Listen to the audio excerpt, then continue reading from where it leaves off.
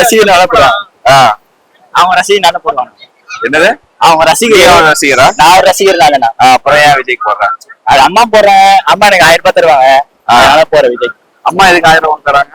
விஜய்க்கு போட்டா 1000 ரூபாய் தரேன்னாங்க, அதனால போடுறேன். அதோட டிஎம்கே ஒரு தனியாவே 2000 ரூபாய் தருவாங்க, அப்ப அவங்களுக்கு போட்டுருவியா? அந்த அளவுக்கு மூணு இன்னும் வளர்ந்தேன். இல்ல தந்தா போட்டுருவியாங்க. தந்தா ஒரு 2000 ரூபாய் 3000 ரூபாய் கொடுத்தா கூட போடலாம். கண்டிப்பா தருவாங்க. போட்டுருவா? அப்ப போட்டுருவேன். 3000 ரூபாய் யாரு காசு தராங்களோ அவங்களுக்கு போடணும். என் அம்மா 1000 ரூபாய் தரேன்னாங்க, விஜய்க்கு போட்டு சொல்லாங்க, அதனால விஜய்க்கு போட்டுருவேன். அதை வாங்கிக்கணும்.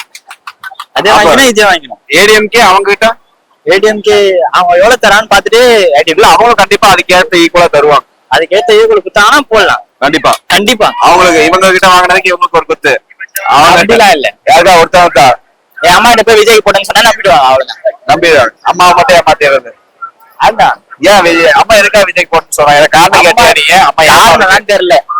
விஜய் போடுறான்னாங்க, அதான் ஃபர்ஸ்ட் ஓட்டு விஜய். ஃபர்ஸ்ட் ஓட்டு, அதனால விஜய் காசு 1000 ரூபாய் தரேன்னாங்க.